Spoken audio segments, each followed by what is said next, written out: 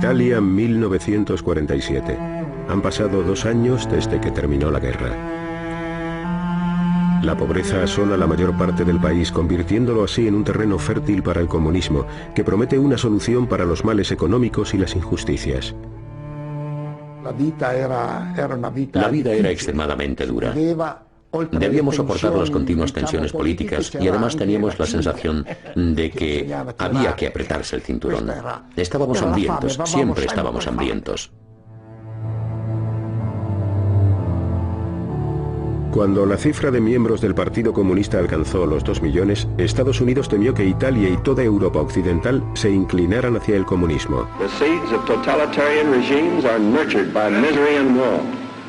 They spread and grow in the evil soil of poverty and strife. They reach their full growth when the hope of a people for a better life has died. We must keep that hope alive.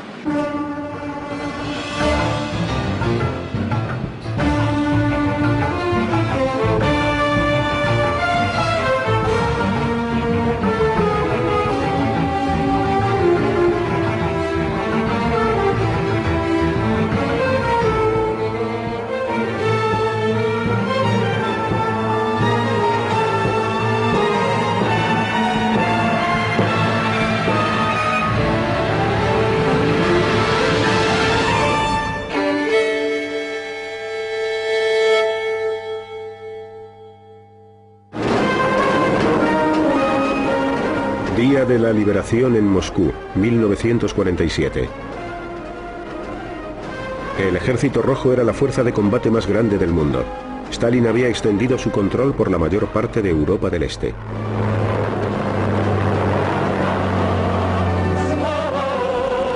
La Unión Soviética ofrecía un modelo alternativo de sociedad: la propiedad pública y una economía centralizada frente a la fe occidental en una economía mixta y en el libre comercio.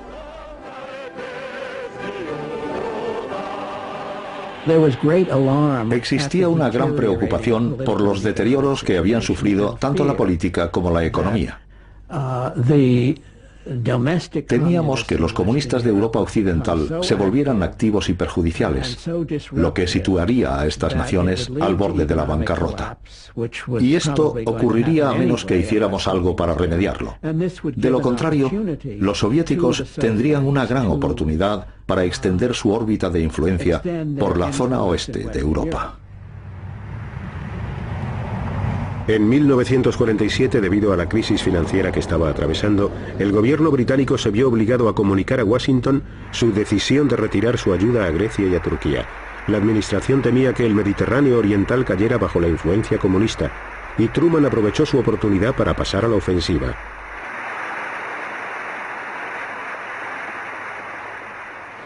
The free peoples of the world look to us for support in maintaining their freedoms. If we falter in our leadership, we may endanger the peace of the world, and we shall surely endanger the welfare of this nation. Yo le estaba escuchando desde la galería y me quedé admirado porque el Congreso prestaba toda su atención a las palabras del presidente.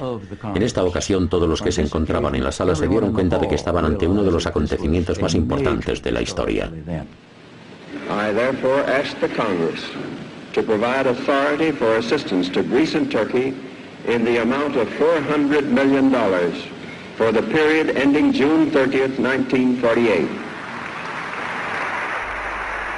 Por primera vez, Truman presentó la lucha como si fuera un combate entre la libertad y la tiranía, entre Occidente y el comunismo. Truman tenía que convencer al Congreso, que muy a menudo se mostraba aislacionista, de que había que actuar. El anticomunismo de la doctrina Truman lo consiguió. El discurso de Truman reflejó claramente el propio carácter del presidente. Le gustaba verlo todo muy claro y sus respuestas eran casi siempre breves y concisas. Tras una guerra de 5 años y medio de duración para derrotar al fascismo, Europa estaba en bancarrota. La industria había quedado reducida a un montón de ruinas, y de los edificios solo quedaban los escombros. El pueblo luchaba para sobrevivir.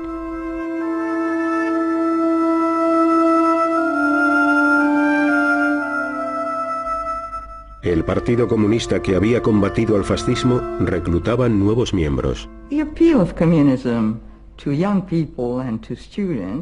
El comunismo atraía a los jóvenes y estudiantes con la esperanza de poder crear una sociedad sin clases.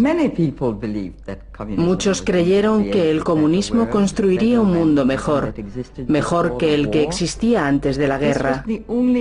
Era el único partido al que uno podía afiliarse si quería cambiar el mundo. El hombre al que Truman escogió para hacer frente al comunismo era el general Marshall, uno de los líderes del ejército en tiempos de guerra que acababa de ser nombrado secretario de Estado. Él se ocuparía de planificar la reacción de los Estados Unidos. Marshall era un hombre extraordinario. Nunca he conocido a nadie como él. En muchos aspectos era una persona austera, casi inaccesible. Nunca consentía que nadie le llamara George Marshall, ni siquiera el presidente. Cuando el presidente le preguntó si debía hacerlo, él le respondió: no, General Marshall estará bien. Emanaba carácter y autoridad. En marzo, Marshall se reunió con el ministro de Asuntos Exteriores soviético Molotov en Moscú. También estaban allí Gran Bretaña y Francia. Los cuatro grandes trataron de llegar a un acuerdo sobre el futuro de Alemania. A pesar de la cálida hospitalidad rusa, todas esas semanas de reuniones resultaron infructuosas. Marshall hizo un último esfuerzo. Se entrevistó con Stalin en el Kremlin y esta reunión le convenció de que los soviéticos estaban tratando de ganar tiempo para que la situación en Europa Central y Oriental empeorara aún más. De este modo, el descontento popular sería cada vez mayor. La fuerza de los comunistas aumentaría. Y quizás su ideología llegara al poder en los países de Europa Occidental sin que el Ejército Rojo tuviera que invadirlos. Entre todos los problemas que tenía Europa, había uno de especial importancia: el futuro de una Alemania derrotada. Stalin quería que siguiera estando sometida porque le preocupaba que, de lo contrario, un día se recuperara y volviera a poner en peligro a la Unión Soviética. Los norteamericanos consideraban necesario que Alemania se pusiera en pie de nuevo para que toda Europa pudiera recuperarse completamente. Para entonces, Marshall ya estaba convencido de que había que actuar con rapidez. A su regreso de Moscú dio instrucciones al Departamento de Estado para que comenzaran a aportar ideas con el fin de elaborar un plan para rescatar Europa. Pero para ello se necesitarían miles de millones de dólares. ¿Aprobaría el Congreso estos enormes costes? The whole situation is critical in the extreme. We happen to be, very fortunately for ourselves, the strongest nation in the world today, certainly economically. La urgencia era tal que Marshall aceleró los preparativos de su plan. Y lo hizo público en una ceremonia de entrega de premios en la Universidad de Harvard. Las cámaras no estaban presentes. Marshall propuso que la ayuda a Europa se llevara a cabo a una enorme escala e invitó a los europeos a responder a su propuesta. Ernest Bevin, secretario de Asuntos Exteriores británico, se dio cuenta inmediatamente de la importancia del discurso de Marshall. De hecho, él siempre había deseado que los norteamericanos tomaran parte en la reconstrucción de Europa. Cuando Marshall pronunció su gran discurso en Harvard, Bevin lo escuchó atentamente y junto con los franceses le dio la bienvenida. Partiendo de esta base, elaboraron lo que más tarde se convertiría en el Programa de Recuperación Europea, que lograría levantar nuevamente a la Europa Occidental. La economía soviética también necesitaba inversiones desesperadamente para recuperarse de los estragos ocasionados por 4 años de guerra en territorio ruso. En teoría, el plan Marshall estaba abierto tanto al este como al oeste, pero ¿participaría Stalin en él? Stalin siempre desconfiaba, y desde sus orígenes, el plan no le entusiasmó mucho. Dijo, solo tenéis que fijaros. La situación ahora es bastante diferente de cuando los americanos se comprometieron a ayudarnos durante la guerra. Además, ellos han puesto en práctica la doctrina Truman. En realidad no quieren ayudarnos. Solo quieren arrancar a las democracias populares de nuestra esfera de influencia para conquistarlas, infiltrarse en ellas y sacarlas de la Unión Soviética. En París se celebró una conferencia de ministros de Asuntos Exteriores para comenzar a formular la respuesta europea al Plan Marshall. A pesar del recelo de Stalin, Molotov y una numerosa delegación soviética se sentaron a la mesa de conferencias. Molotov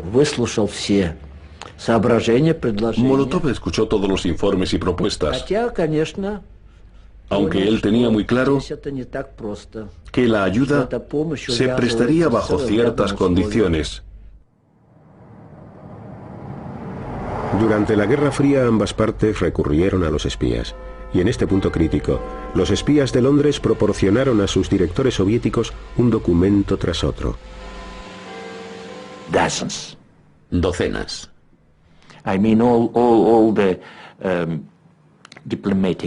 Con todos los diplomáticos entrando y saliendo del Foreign Office, teníamos acceso a todo. Después de 6 días de reunión en París, los servicios de inteligencia soviéticos proporcionaron a Stalin nueva información sobre el Plan Marshall. Nuestro servicio de inteligencia estaba al corriente de todo. Leyeron todos los documentos que los Estados Unidos, el gobierno de los Estados Unidos, elaboró y remitió a casi todos los países europeos, entre ellos a la Unión Soviética, pero también muchos otros que no enviaron a nuestro país. Esta información confirmó que, en realidad, América no quería que tomáramos parte en el plan. Solo hacían ademán de desearlo para no asustar a quienes ya estaban tratando con ellos sin previo aviso. Stalin le dijo a Molotov que pusiera fin a las negociaciones. Cuando Molotov abandonó París, acusó a Occidente de tratar de dividir Europa en 2 bandos hostiles. En realidad nunca pensamos que los soviéticos pudieran tomar parte en el Plan Marshall. Pero era un paso aconsejable persuadir al mundo de que estábamos siendo realmente altruistas, de que no era básicamente una maniobra anticomunista y antisoviética. Y si milagrosamente los mismos soviéticos o alguno de sus países satélites hubiera accedido, les hubiéramos dado la bienvenida, pero nunca pensamos que eso fuera a suceder realmente. En Praga, los checoslovacos discutían si debían unirse al plan o no. En el gobierno elegido democráticamente, una tercera parte de los ministros eran comunistas.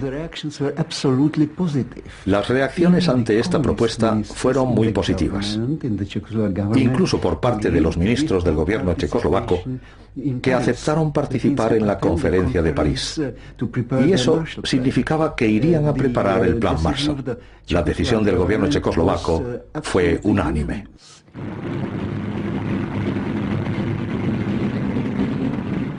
Stalin mandó llamar al primer ministro checo, Klement Gottwald, a Moscú. Le acompañaba el ministro de Asuntos Exteriores, Jan Masaryk. Llegaron el 9 de julio por la tarde y esperaron. Serían las 11, es decir, antes de medianoche, cuando llegó alguien y les dijo que debían salir inmediatamente hacia el Kremlin. Pero lo principal, lo que pretendían, era que la delegación checoslovaca no pudiera desplazarse a París para asistir a la conferencia sobre el Plan Marshall.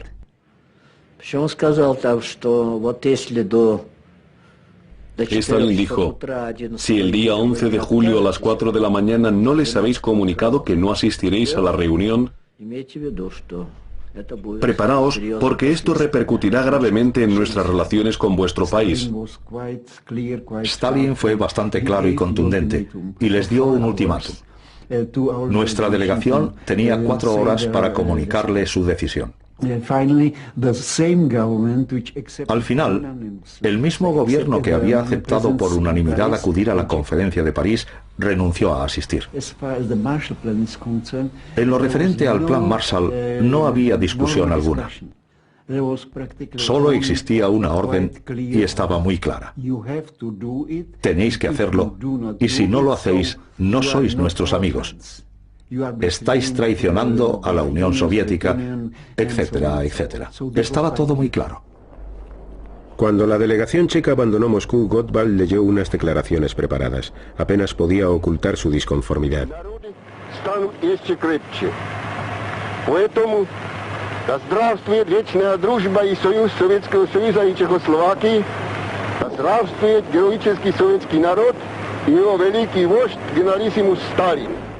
Esta experiencia destrozó a Jan Masaryk.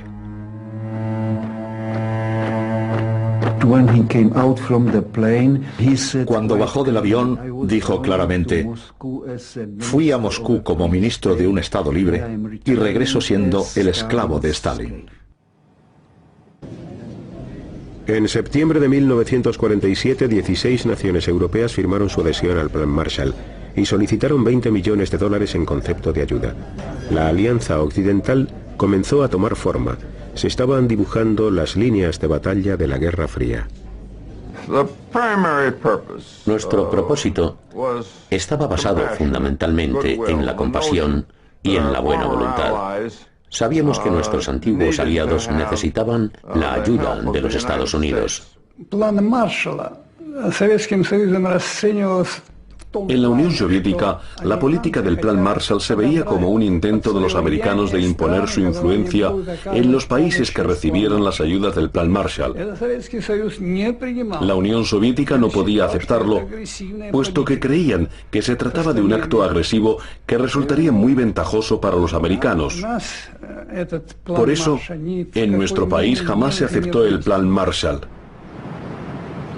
Ese mismo mes de septiembre de 1947, Stalin resucitó la Internacional Comunista de antes de la guerra en la forma del Cominform. A través de este organismo, Stalin planeaba controlar a los países del bloque del Este. También dio instrucciones a los partidos comunistas de los países occidentales para que tomaran la iniciativa y se hicieran con el poder. Para la propaganda norteamericana, el Cominform representaba una siniestra y oscura conspiración del mal.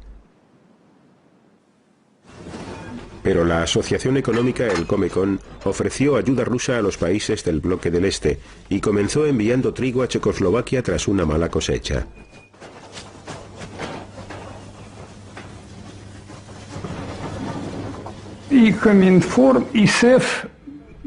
Tanto el Cominform como el Comecon fueron una respuesta directa al Plan Marshall.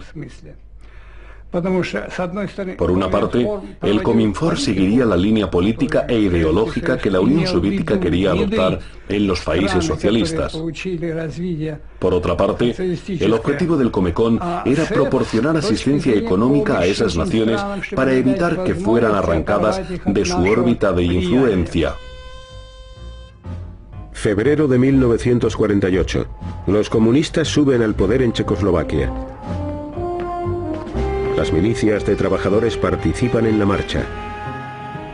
Todos los que no son comunistas son detenidos. Los comités de acción asumen el control de la policía y de los sindicatos. El presidente Benes capitula. La bandera roja ondea en el centro de Praga. En solo 5 días los comunistas se hicieron con el gobierno de Checoslovaquia e impusieron a sus habitantes las normas de Stalin. Dos semanas más tarde, Jan Masaryk encontró la muerte al caer desde la ventana de su apartamento en Praga. Aún se plantean 2 controvertidas hipótesis sobre este hecho. ¿Perdió toda esperanza y saltó? ¿O le empujaron? Masaryk era hijo de Tomáš Masaryk, fundador del Estado checo. Su funeral simbolizó el final de una Checoslovaquia libre. Tras la muerte del ministro, unas 10.000 personas fueron a decirle adiós, a darle su último adiós. Lloraban y le llevaban flores.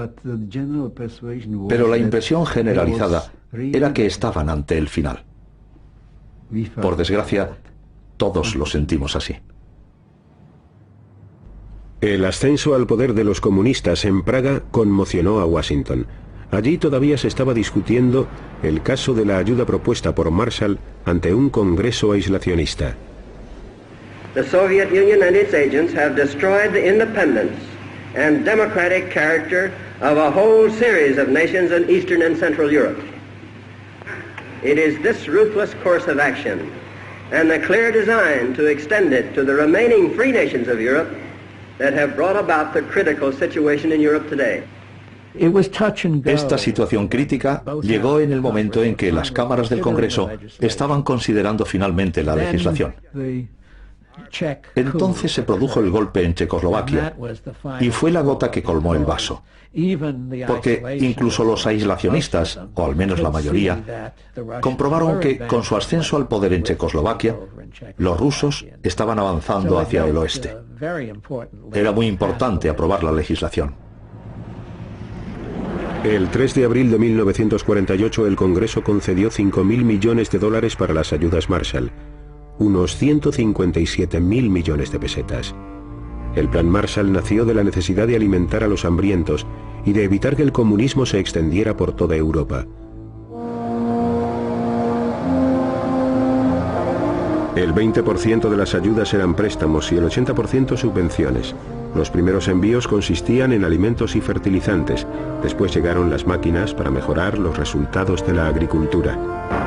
En los 4 años que duró el Plan Marshall, otorgó 13.500 millones de dólares, más de 2 billones de pesetas, repartidos entre 16 países. Pocas personas de aquella agencia habían entregado alguna vez más dinero que en esta ocasión desde que existía el gobierno de los Estados Unidos. Fue un acto extraordinario. Europa adquirió una gran cantidad de mercancías y maquinaria norteamericanas, por lo que una gran parte de las ayudas Marshall regresó directamente a la industria de Estados Unidos, impulsando un boom de posguerra. Mucha gente que yo conocía pensaba que la generosidad de los americanos era muy interesada, en el sentido de que pensaban en Europa como punto de venta para sus productos, como mercado para exportarlos. Y llegamos a esa conclusión por el tipo de cosas que querían que les compráramos con el dinero que nos habían prestado. Uno de los países que más ayuda necesitaba era Grecia, devastada por la ocupación nazi y por 5 años de guerra civil. En el norte, las tropas del gobierno seguían exterminando a las guerrillas comunistas.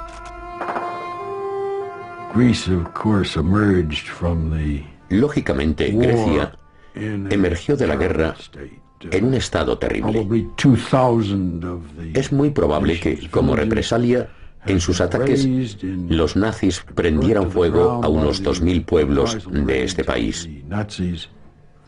Y a las consecuencias de esta guerra civil, había que añadir que el entramado social estaba terriblemente desgarrado. Durante los 4 años que duró el Plan Marshall, Grecia recibió casi 700 millones de dólares en asistencia económica. Muchos jóvenes norteamericanos tuvieron que ocupar puestos de gran responsabilidad. Yo era el miembro más joven de la misión del Plan Marshall en Grecia. Llegué allí a la edad de 23 años. Y para mi sorpresa, a los 24, ya tenía a mi cargo el programa de importaciones para Grecia. Los proyectos que emprendíamos eran siempre a escala mundial y tocaban a todos y cada uno de los sectores de la economía. Se podría decir que América abasteció de combustible, vistió y alimentó a la nación griega. Los estrategas del Plan Marshall llegaron a los pueblos situados en las colinas del norte de Grecia que salían de la guerra civil con un plan para hacer frente a las necesidades locales. Durante la Segunda Guerra Mundial y durante la Guerra Civil quedó destruido un elemento primordial: los animales de tiro de las granjas. Una de las decisiones que se tomaron fue importar algo a lo que nosotros estábamos acostumbrados, la mula de Missouri. Y la mula de Missouri no solo tiene mal genio, además es grande.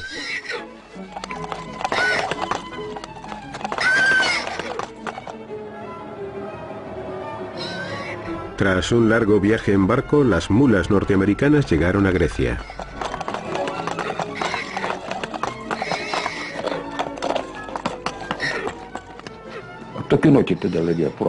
Las autoridades del pueblo nos informaron sobre las mulas.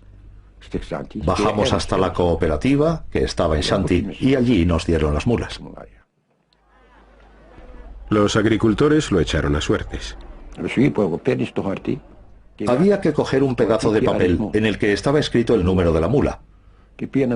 Entonces el capataz miraba el papel y te daba la mula que correspondía a tu número y te decía: cógela.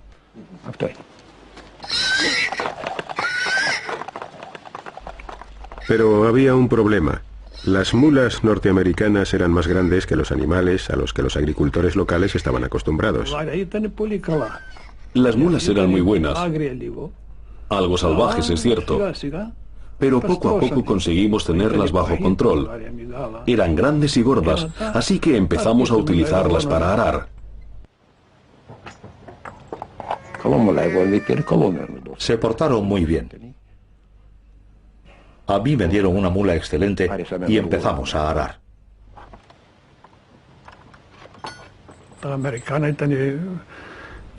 Las mulas americanas eran mejores.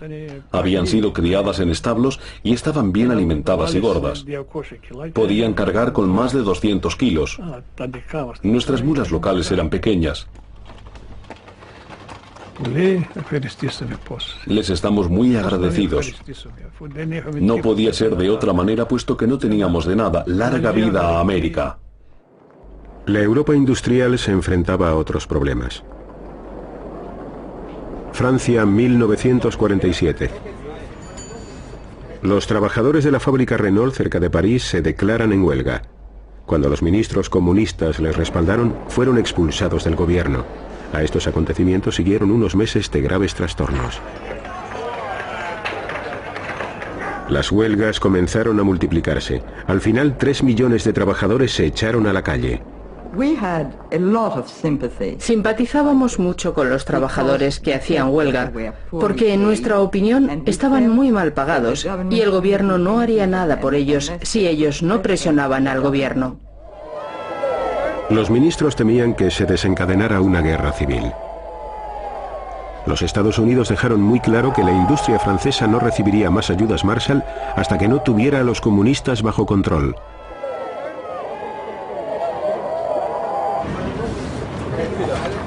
Los actos de sabotaje culminaron con el descarrilamiento de un tren expreso que causó la muerte de 20 personas. Los huelguistas perdieron una gran parte del apoyo popular. Los disturbios finalizaron. La Cuarta República Francesa volvió a recibir las ayudas estadounidenses. Esta vez fueron 2.700 millones de dólares. Al final de la guerra, Yugoslavia se había declarado comunista sin la ayuda de Moscú. El líder yugoslavo, Tito, se convirtió en un aliado de Stalin, pero esta alianza era bastante precaria.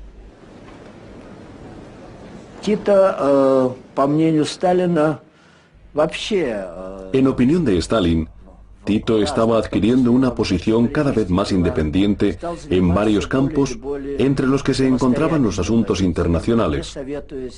Tito no consultaba a Stalin o le pedía consejo antes de actuar, y cada vez estaba más lejos de la influencia socialista. El cisma se produjo cuando Stalin expulsó a Tito del Cominform. Abriendo aún más la grieta que les separaba, Tito se volvió hacia el oeste. Tras una serie de desastrosas sequías, Tito solicitó la asistencia económica de los Estados Unidos. En 1950 firmó un acuerdo con el gobierno de Estados Unidos. Yugoslavia emergió del otro lado del telón de acero. Los agentes de Estados Unidos distribuyeron más de 150 millones de dólares en ayudas. Estos esfuerzos no eran totalmente altruistas. A Estados Unidos le interesaba enormemente que el Plan Marshall tuviera éxito. De lo contrario, jamás lo hubieran llevado a cabo. Para ellos era vital que Europa Occidental se recuperara. Dejar que el viejo continente se viniera abajo nos hubiera costado más de lo que gastamos en el Plan Marshall. Lo estábamos haciendo bien, haciendo el bien.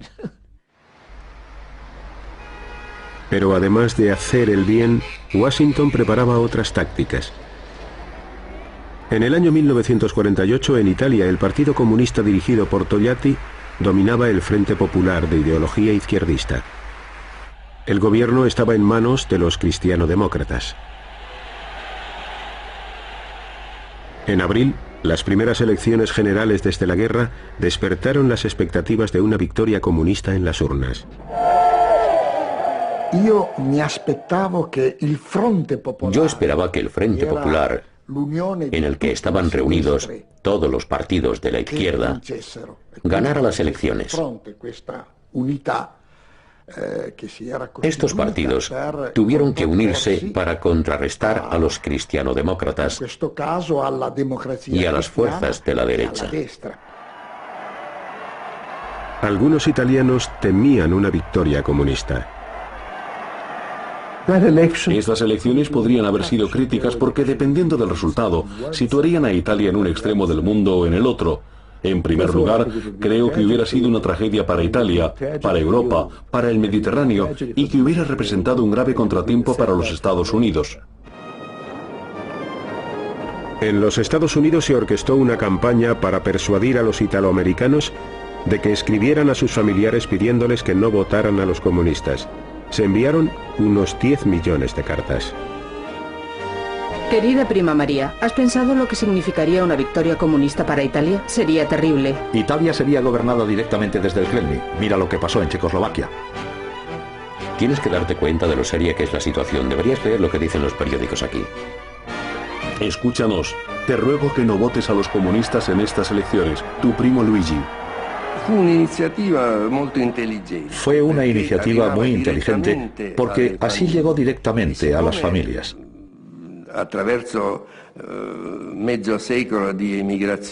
Después de medio siglo de emigración, en América vivían cientos y cientos de familias italianas. Las cartas que sus familiares les escribieron desde Estados Unidos, animándoles y pidiéndoles que no votaran al Partido Comunista, influyeron mucho en la población. Pero no bastaba con escribir cartas. La CIA, de reciente creación, decidió pasar a la ofensiva. Lo que la CIA necesitaba era tener la autoridad suficiente para desarrollar un programa de acción encubierta. El general Marshall sabía que la situación en Italia era crítica. Se trataba del partido comunista más grande del mundo fuera del Imperio Soviético. Como carecía de la organización necesaria y sabía que el Departamento de Estado no podría realizar lo que quedaba pendiente, dijo personalmente: tenemos que explorar los medios de conseguir la autoridad suficiente para iniciar un programa de acción que desafíe a esa tremenda amenaza comunista. Esto generó un debate dentro de la joven CIA. ¿Tenía la autoridad necesaria para llevar a cabo operaciones encubiertas? Los abogados de la CIA estudiaron los términos del nuevo Acta para la Seguridad Nacional. Si el presidente del Consejo Nacional de Seguridad, el director del Consejo Nacional de Seguridad, es el presidente de los Estados Unidos y dirige específicamente la CIA, que está en manos de Helen Cotter, para llevar a cabo operaciones que ayudarán a los partidos democráticos, y si el Congreso, que ha sido nombrado, otorga el dinero necesario para respaldar un proyecto, esto nos proporciona la autoridad que necesitamos. Y así fue como nos dieron luz verde. Entonces intervino la CIA. Comenzó a realizar operaciones encubiertas de apoyo a los anticomunistas y al Partido Demócrata Cristiano.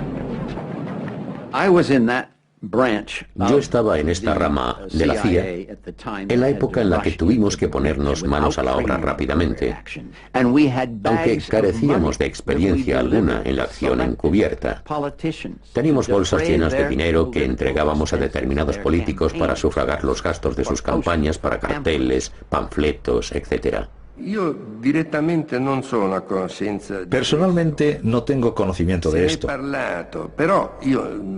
Me han contado cosas al respecto, pero yo no sé nada, porque nunca me involucré en los asuntos de partido. También la Iglesia orquestó una poderosa campaña contra el comunismo. Al Papa Pío XII le preocupaba el Partido Comunista, y no tanto su actitud política como su doctrina. Como Papa que era, Pío XII tenía que interesarse por lo que estaba ocurriendo en Italia en esos momentos. Se creó una red de comités electorales. Trabajaron paralelamente a la organización de la Iglesia Católica, pero en estrecha relación con ella.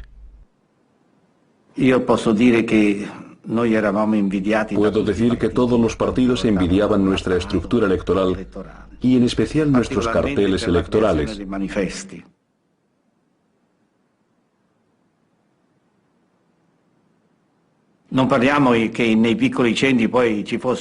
En las zonas rurales no había cines. Era algo impensable en aquella época. Así que tuvimos una idea. Enviamos algunos camiones a ciudades y pueblos para que proyectaran películas por la noche. Eran películas de campañas electorales y todo el mundo salía corriendo a la plaza donde realizábamos la proyección para verlas. Acudía muchísima gente.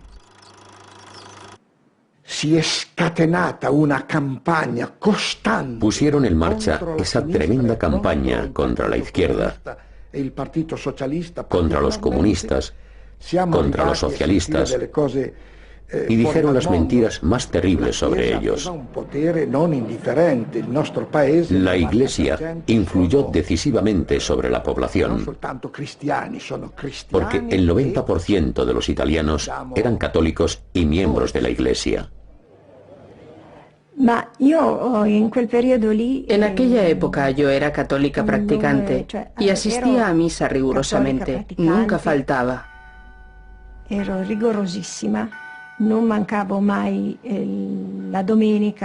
Un domingo fui a la iglesia.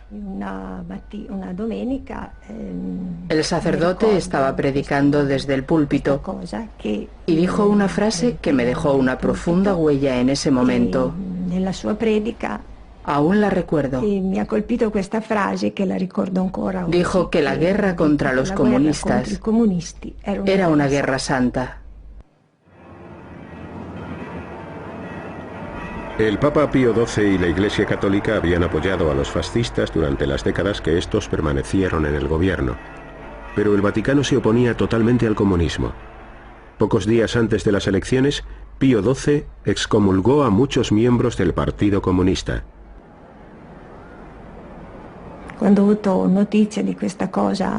Esa noticia me entristeció profundamente. Para empezar, sucedía que en aquellos momentos yo estaba prometida a mi novio. Nos íbamos a casar al año siguiente y eso significaba que no podríamos hacerlo por la iglesia. el Papa Pacelli, Pío XII, el Papa Pacelli, Pío XII, ufficialmente come pontefice, nos excomulgó a los comunistas y a los amigos de los comunistas. Como no podía casarme en la iglesia, tampoco podía llevar un vestido blanco, ni tener todas esas flores y los músicos. Mi tío, que había sido como un padre para mí desde que era una niña, ni siquiera podría llevarme al altar. Por no mencionar que como católica, creía que mi matrimonio tenía que ser bendecido por el sacerdote, representante de Cristo sobre la tierra. Esas eran mis creencias. Ya saben que Pío XII en uno de sus discursos dijo: o se está con Cristo o se está contra Él. Y el Partido Comunista estaba contra Cristo. Eran claramente ateos. Así que era deber del Papa y de la Iglesia proteger a su pueblo.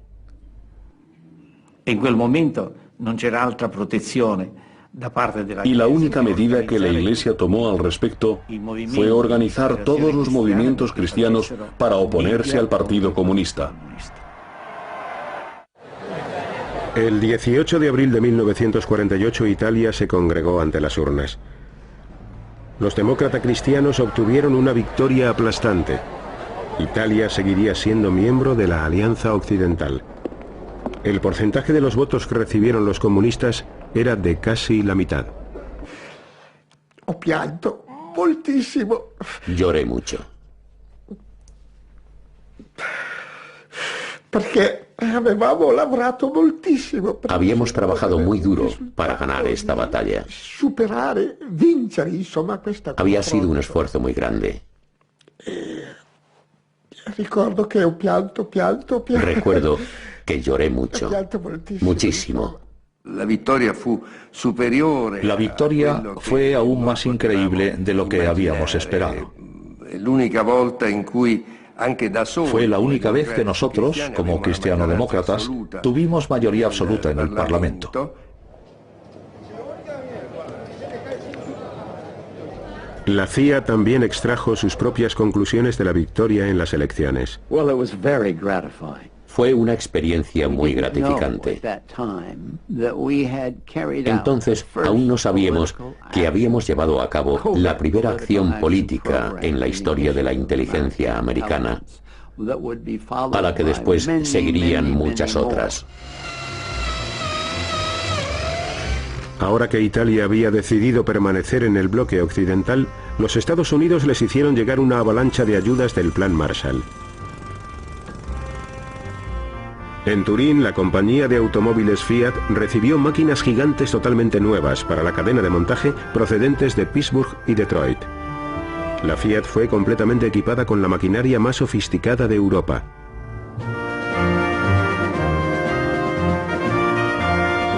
La recuperación de la Fiat impulsaría el resurgimiento de la industria italiana. En Europa y en Italia especialmente, teníamos la impresión de que América era una nación todopoderosa. Tenían el 50% del PNB mundial, poseían la tecnología más moderna, habían acabado con el sistema nazi.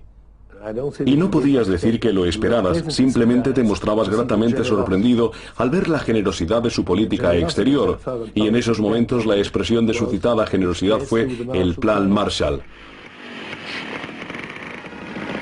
El Plan Marshall también demostró el deseo de los Estados Unidos de salvaguardar el futuro de Europa.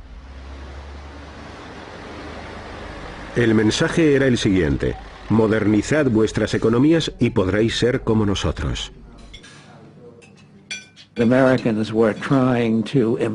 Los americanos estaban intentando imponer las ideas americanas y la organización americana en Europa. Existía la creencia de que, dado que había que reconstruir las industrias europeas, si queríamos que Europa fuera otra vez competitiva en el mundo económico, tendría que imitar los métodos de producción americanos y también los de gestión, etc. Y muchos hombres de negocios europeos estaban ansiosos por hacerlo.